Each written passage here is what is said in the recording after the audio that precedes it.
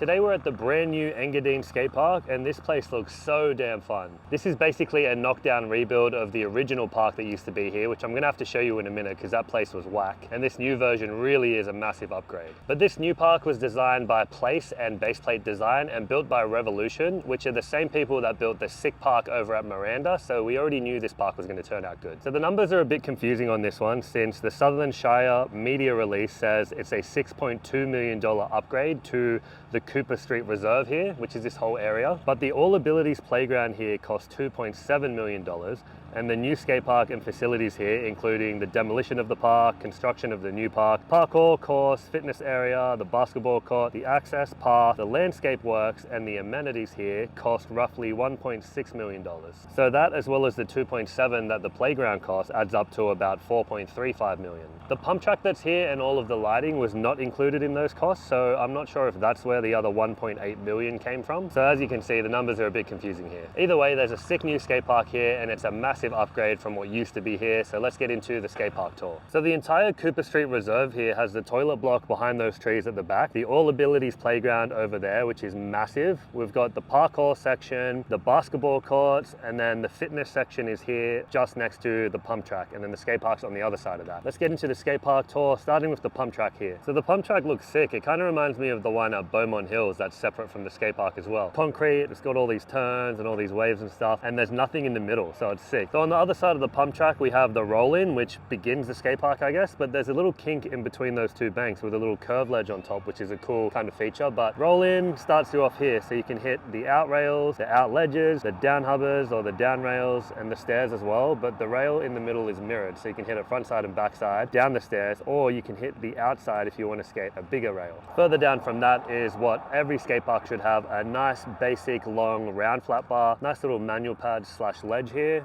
In the middle there's this dome kind of feature. Not really sure what that's supposed to be, but maybe it's just a drainage hole because there's a drain in the middle. But there's a square pole jam or a little ride-on rail out of it, which is kind of cool too. Coming down on the other side of the rails over this side, there's a little Euro gap to manual pad, but this whole thing here is like a slappy curb as well. So there's a sick little curve here, or you can hit the slappy curb straight, and probably the smallest rail I've ever seen at any skate park, but it looks super fun to practice and learn tricks on. Now at the back end of the skate park, there's this cool bank to slappy curb, and this leads into the transition section. So I'm standing on a bit of a volcano thing, but then I don't even know what to call this, open-ended bowl, all different range of quarters. There's a spine there, like a rollover hump type of thing. There's a kind of like a pocket over that side. I don't want to get in those boys' face, so I'll just zoom from here. But yeah, quarter pipe that leads and kind of winds around, and then there's a bigger half pipe on that side. So the park looks so fun. My first impression is everything's kind of small and low, so it looks like it's going to be a really fun park to either learn tricks or do kind of hard and technical tricks. So I want to get into skating straight away, and then I'll show you what the park used to look like before this.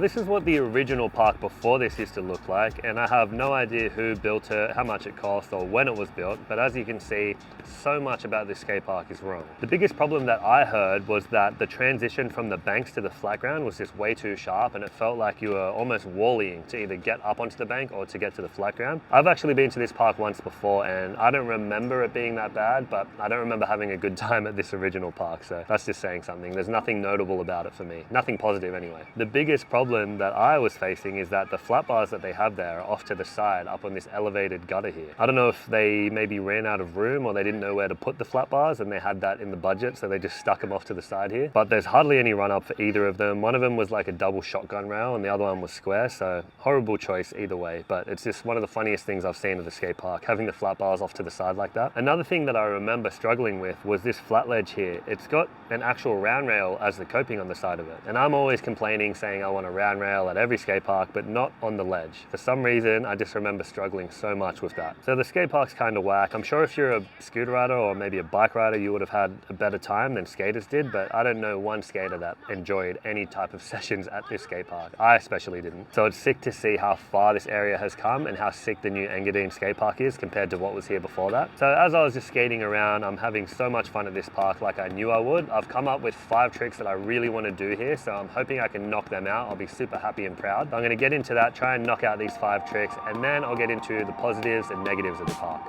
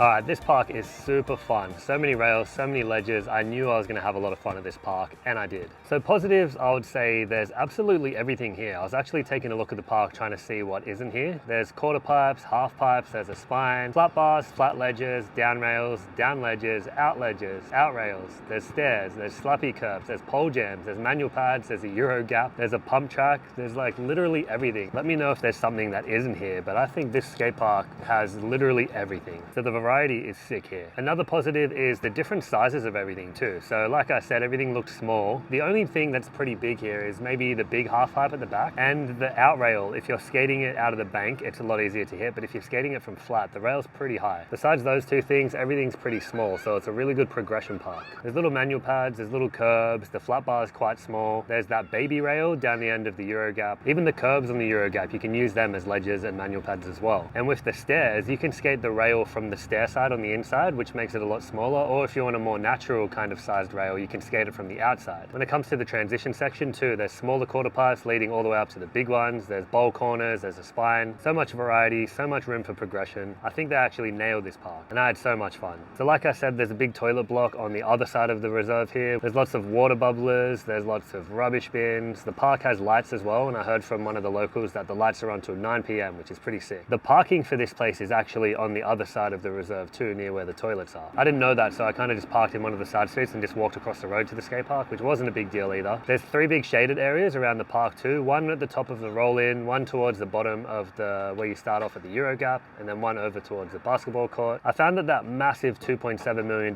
park on the other side of the reserve kind of attracted a lot of kids over there, so it wasn't as busy as it would have been if there wasn't a playground here. So that's a bit of a positive too. I didn't get a chance to hit the pump track because there's been an endless loop of kids just always on there, so it was pretty hard for me to get a turn and not get in everyone's way with my camera, but you guys get the idea and you can see what it's like in these clips here. So that is the brand new Engadine Skatepark Upgrade, and as you can see, this place has come a long way and it's such an improvement from the original park that was here. But this park is actually so sick and I had so much fun. Check out the Miranda Skatepark video I did right here, which was designed and built by the same people that did this park, and that park is amazing too. So check that out and I'll see you guys in the next one.